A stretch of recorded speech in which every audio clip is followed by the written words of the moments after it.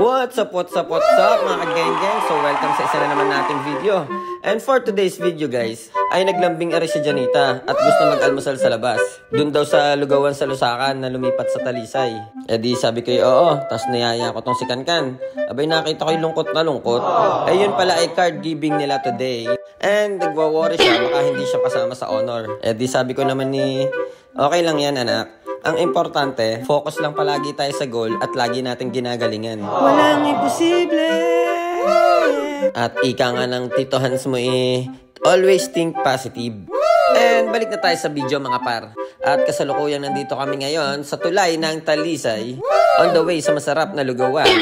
Ito nga pala guys yung lugawan dun sa Motor Trade Lusakan dun sa kanto ng Adamber. Na ngayon ay lumipat na sila dito sa Talisay, makalampas lang ng tulay. And alam nyo ba guys, ang gustong-gusto namin dito ay yung Tagalog ang pang-partner niya dito sa lugaw. Tapos ikaw na ang bahalang pumili na kung anong parts ng manok ang gusto mong i-partner sa lugaw mo. And pagkabayad natin, may napansin ako dito. Tropa pala to mga par. Palagi nyo to nakikita sa mga event ni Mayo. And kasama din namin siya sa RJ Warriors. And maraming salamat nga pala sa Vel's Special Native Chicken Lugaw Arroz Caldo ng Talisay. And pagkatapos namin mag-almusal, ay back to business na tayo mga par. Diretso na tayo dito sa St. John Parochial School. Tara, tanong natin kay Kuya Guard kung saan yung elementary faculty. Pre, saan kaya ang elementary faculty?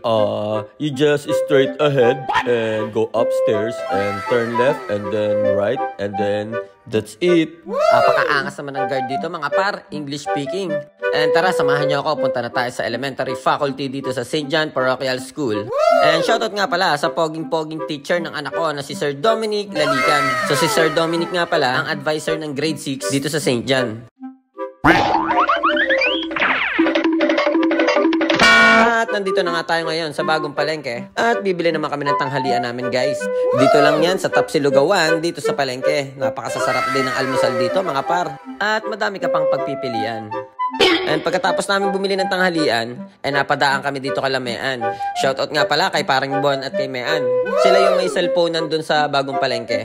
Dumaan lang ako dito guys para kunin yung Tambiolo. Dahil Team RTV Gang ang sponsor ng Tambiolo ngayong dadating na pabingo ngayong February bago mag-fiesta ng Lalig. And syempre madami na naman tayong pinagdaanan ngayong umaga. Pagdaan ko dito sa lumang palengke, ay napaibig na naman ako sa lugaw na may manok. And shoutout nga pala sa Lunard Lugaw 1. Guys, itry nyo dito yung pritong manok nila na panghalo sa lugaw. Magandang umaga pa. Teka ang ingay nun. Ang taray. Pakabagad din. Ano ganyan? Sama nyo naman ako sa tikaw. Tara mamaya, hapon. May pinto ko mga isang araw. Sabihin mo agad para magpakansel ako doon sa ayusan. Isasalag yung kotse mo sa may binuo kaming kanta. Oo. Ngayon, maggagawa ulit ng music video. Kailan? Chat kita. At saka saan? Sa Tikob yun. Yun, sige. Sasama. Ibibilang ko yung kotse mo. Hindi, sabihin mo agad para hindi ako magpa-schedule. Sasama ko si Mrs. Sige. Kasama mo ako. Oo, matik yun. Oo. Yun.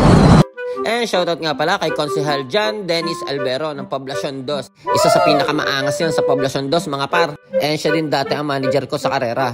And kanyang Mio ang pinakamalakas dito sa bayan ng Chaong pagdating sa larangan ng karera. 19-3 ang standing namin sa motor niyan mga par. 19 wins, 3 losses. And syempre shoutout sa pinakamaangas na hinete na si Team RTV Gang. Champion lang naman tayo ng buong Quezon mga par sa palaro ng Petronas League.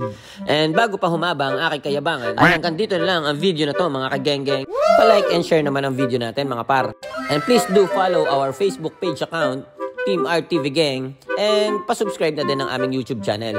At hanggang sa mga susunod pa nating mga video. Hanggang sa muli, paalam!